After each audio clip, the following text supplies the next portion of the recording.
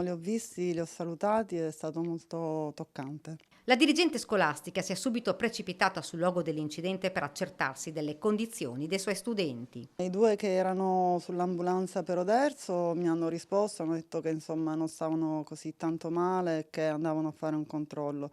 Il ragazzino invece sull'elisoccorso era più provato e quindi mi ha guardato, mi ha lanciato uno sguardo affettuoso. Due quindicenni sono stati portati in ospedale a Oderzo, un terzo studente è lì trasportato al Cafoncello. Non sarebbero in pericolo di vita. L'incidente è avvenuto all'incrocio tra via Primo Maggio e via Dante Alighieri, a poche centinaia di metri dall'istituto Scarpa frequentato dai giovani.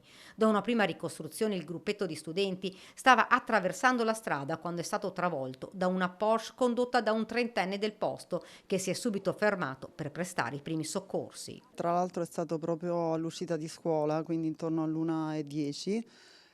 Ci siamo precipitati per vedere cos'era successo. Abbiamo visto subito le ambulanze e l'elisoccorso. La paura è stata tanta anche perché noi abbiamo qui a Motta una scuola con 800 studenti.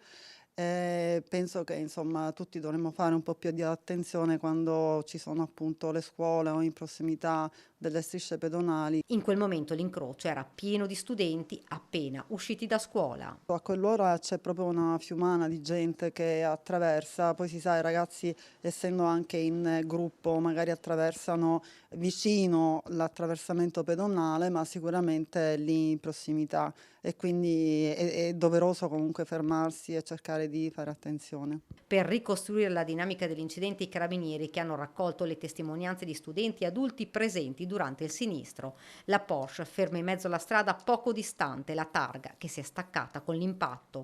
Dagli accertamenti eseguiti il conducente del veicolo è risultato in regola con i documenti di guida e con gli obblighi assicurativi e di revisione del mezzo.